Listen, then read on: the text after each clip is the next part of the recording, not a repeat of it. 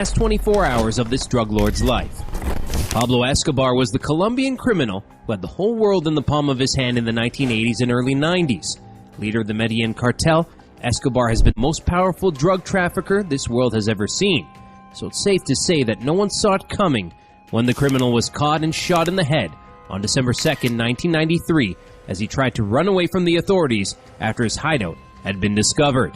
It all started with the formation of the Search Block, a task force in the Colombian Police Department that was solely dedicated to tracking down Escobar and shutting his operations down. After 16 months of trying to find the drug lord after he had escaped from La Catedral prison, the Search Block had no leads and were pretty much on the verge of giving up.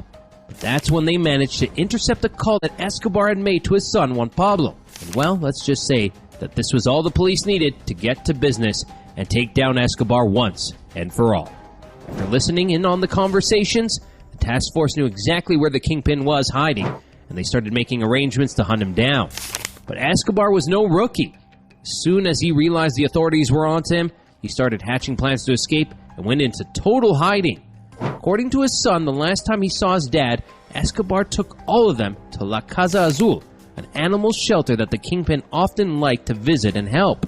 According to Juan, that was the first time he ever saw his father cry, almost as if he knew that this was the last time he was going to be with his family. At that point in time, Escobar's empire had already started to crumble. According to his widow, he had stopped trusting most of the people that worked for him.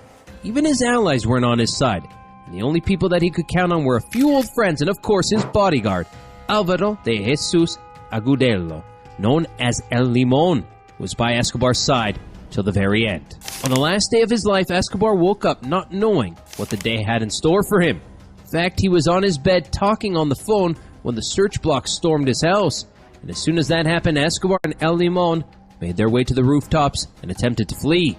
Their goal was to reach a narrow street behind their house where they could have easily escaped into the crowd.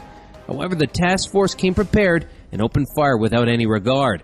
As a result of the shootout, Escobar received gunshots to his legs and torso, but the shot that killed him passed through his ears as Search Block soldiers yelled, "Viva Colombia!" and the drug lord fell to the ground, never to get up again.